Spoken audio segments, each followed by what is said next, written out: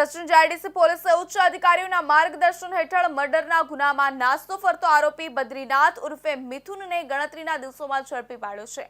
આ કામગીરીમાં પોલીસે હ્યુમન સોર્સિસ અને ટેકનિકલ વર્કઆઉટનો ઉપયોગ કરીને આરોપીને સચિન જીઆઈડીસીના બુડિયા ચોકડી ખાતેથી પકડી પાડ્યો છે। સુરતમાં મર્ડરના ગુનામાં વોન્ટેડ આરોપી ઝડપાતા શહેર પોલીસની કામગીરી ફરી એકવાર ચર્ચામાં આવી છે।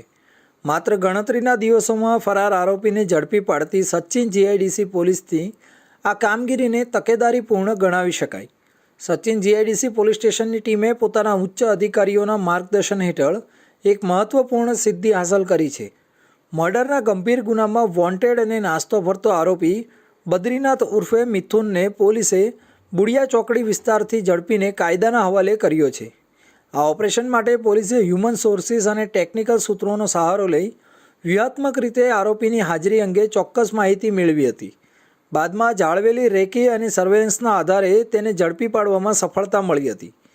આ સમગ્ર કાર્યવાહી પોલીસ ઇન્સ્પેક્ટર કે.એ. ગોહિલ તથા સેકન્ડ પોલીસ ઇન્સ્પેક્ટર બી.બી. પરમારે સંભાળ્યું હતું। સર્વેલન્સ ટીમના police sub inspector Shri HR. પટેલના નેતૃત્વમાં કામગીરી આગળ વધારવામાં આવી હતી, જેમાં આસિસ્ટન્ટ હેડ કોન્સ્ટેબલ સુનિલભાઈ રૂપાભાઈ અને આસિસ્ટન્ટ કોન્સ્ટેબલ રાહુલભાઈ રમેશભાઈ પણ મહત્ત્વની ભૂમિકા ભજવી હતી। સચિન જીઆઈડીસી આ ગુનામાં આરોપી બદ્રીનાથ ઉર્ફે મિથુન નાસ્તો ફરતો હતો, જેને પોલીસે ટીમવર્ક અને ઝડપી કાર્યવાહી દ્વારા બુડિયા ચોકડી ખાતેથી ઝડપી પાડ્યો હતો। આ કામગીરીમાં સામેલ તમામ અધિકારીઓ અને કર્મચારીઓની પ્રશંસા કરવામાં આવી છે। સચિન જીઆઈડીસી પોલીસે આ પ્રશંસનીય કામગીરી દ્વારા શહેરમાં ગુનાખોરી પર અંકુશ લાવવાની પોતાની પ્રતિબદ્ધતા દર્શાવી છે।